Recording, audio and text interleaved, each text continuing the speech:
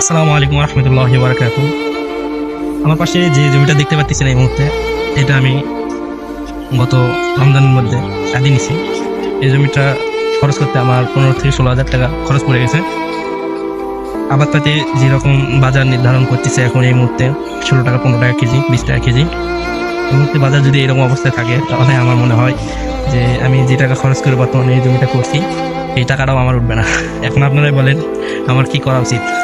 এবং সেই সাথে আমি বলতে চাই যে এই মুহূর্তে যারা জমি আদি নিয়েছেন কিংবা পত্তন নিয়েছেন কিংবা আপনি কমলা করে খাচ্ছেন, এই মুহূর্তে আমি যেটা আপনাদেরকে সতর্ক করি, আবাদপাতি যেরকম বাজার অত্যন্ত নিজ দামে জনগণ খায় বেচুক, এটা ঠিক আছে, কিন্তু আমি বলতে চাচ্ছি যে এই মুহূর্তে যেন জমি কেউ যেন আদি না করে। যেহেতু দ্রব্যমূল্যের এই মুহূর্তে বাজারটা নিয়ন্ত্রণে আছে, না দাম কম হোক সেটা ঠিক আছে, কিন্তু কৃষকের যদি ন্যায্য মূল্যটা না পায় তাহলে কৃষক কী করে খাবে বলেন? দিন মজুররা তো দিন কাজকর্ম করবে, কিন্তু কৃষক যদি আবাদ করা ছেড়ে দেয়, কৃষকের বিনিময়ে তারা যদি সেই ফসলের ন্যায্য মূল্যটা যদি না পায় তাহলে কৃষকেরা কী করে খাবে বলেন?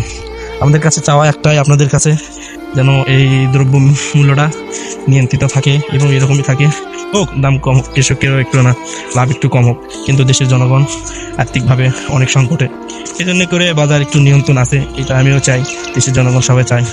এই জন্য আমাদের করণীয় হবে সর্বপ্রথম কৃষকদেরকেও ব্যস্ত হবে, কৃষকদেরকেও দেখতে হবে।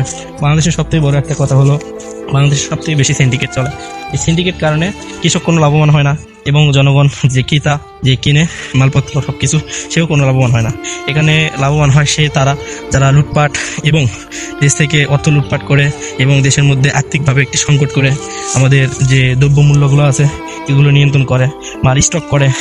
সরকারি চাকরিজীবী থেকে সবগুলা কর্মচারী যারা আছে, বড় বড় অর্থনীতিবিদ যারা আছে, তারাও মনে করেন যে এইরকম অবস্থা একটা, যেরকম আলুর দামে বলেন আপনি, এই আলুর দাম বলতে গেলে তো আমার তো হাসি বাড়ায়। আমি আগের বার আলু এই সময় বর্তমানে আমি প্রায় 60-70 টাকা কেজি আলু খাইছি, ফাটাফাটি পাকড়ি আলু। এই আলুগুলো যখন খাইলাম তখন আমার দিনের মজুরি ছিল 300 টাকা, আর আমার আলু কিনে খাইতে লাগছে আমাকে 60 টাকা কেজি। সেই সময় বলেন আবার চালের দামও নির্ধারণ করে 70 টাকা কেজি। আমাদের এখানে তো হচ্ছে গ্রাম অঞ্চল, চালের দাম একটু না কম আছে, চাল 50 টাকা থেকে 60 টাকা হলে অনেক ভালো মানের চাল পাওয়া যায়। ঠিক আছে, একটা দিন মজুর হিসেবে আমরা 300 টাকা 400 টাকা কাজ করি। এই হিসেবে আমাদের সব থেকে বড় কথা হলো খেয়ে দিয়ে 2 টাকা যেটা আয় করা যায় সেটা আমাদের ভবিষ্যৎ। এখানে বলার মতো আর কিছু নাই। এই জমিটা দেখতেছেন, এটা আমি আবাদ করছি এবার, এই জমিটা ফসল লাগাইছি প্রায় এই রমজানের মধ্যে আমি 16,000 টাকা 17,000 টাকা লাগান খরচ করছি। এখানে যেভাবে ফসল নষ্ট হইতেছে এবং গাছগুলো মরে যাচ্ছে, তাতে মনে হয় ফসলের টাকা ওটা অত্যন্ত কঠিন আছে। এই যে দেখেন পাতাগুলো হয়ে গাছগুলো মরে যাচ্ছে। ওখানে আমাদের করণীয় কিছু নাই, সব আল্লাহ তাআলা হাতে, আল্লাহ তাআলা যেটা করে ভালোর জন্যই করে। আমাদের করণীয় হলো শুকরিয়া আদায় করা। তার গাছ যদি হাজারগুলো মারে, আল্লাহ যদি ওই একটা গাছে ফসল ভালোভাবে দেয় তাহলে আমাদের অত্যন্ত লাভবান হবে। কিন্তু আমাদের সবথেকে বড় কথা হলো এই মুহূর্তে যারা জমি টমি আদিলেন এবং আদি করেন, তারা এই মুহূর্তে আদিটা না করাই ভালো।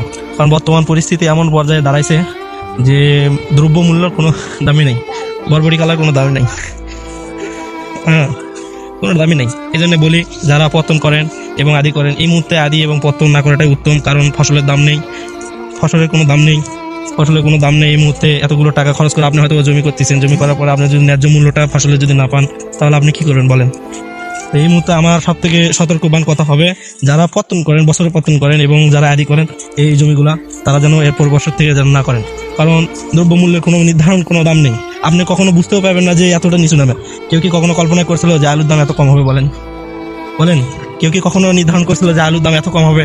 তাহলে এই মুহূর্তে সবথেকে সতর্ক করলাম কৃষক ভাইদেরকে, যারা আদি করেন পত্তন করেন।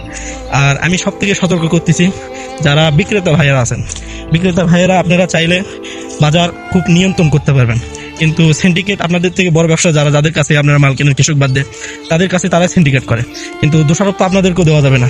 এখানে দ্বিতীয় যারা ব্যবসা করে এবং খুচরা থেকে মাল পাইকারি নিয়ে যায় আরও বিক্রি করে, সবাই খারাপ না, অনেকে ভালো আছে। যেমন ভালো আছে বলতে আপনার ধরেন যে একটা ফসল 12 টাকা কিংবা 20 টাকা দিয়ে কিনলো, সেই ফসলটা নিয়ে যাওয়ার পরে 40 টাকা বিক্রি করতেছে, একদম ডবল হয়ে যায়। কারণ দেখেন একটা বাজার কৃষক কিন্তু ন্যায্য মূল্যটা পেল না, আর ওখানে নিয়ে যায় মাছ থেকে আপনি কোনো ফসল আবাদ করেননি, কোনো কিছু করেননি, আপনি কিভাবে এতগুলো টাকা ডাইরেক্ট 20 টাকা লাভ করতে চান? বলেন, আপনারা তো খরচ 5 টাকা লাভ করেন, আপনি 30 টাকা কেজিকে বিক্রি করেন, তাহলে জনগণ খায় বেচুক। এই সময় যদি বাজারের নিয়ন্ত্রণ এরকম না থাকতো, তবে বাংলাদেশে এবার 2025 সালে এসে এতটাই সংকটে পড়তো যা বলার মতো না। আমরা আবারও বলতেছি যে সব থেকে সতর্ক হন। আমাদের এই দেশটা অনেক দূরে নিয়ে যেতে হবে, এগোইতে হবে, এবং ইসলামিক শরীয়তে আপনারা চলাফেরা করুন, তাহলে দিনটাও সুন্দর হবে, দুনিয়াটাও সুন্দর হবে, আখিরাতও সুন্দর হবে।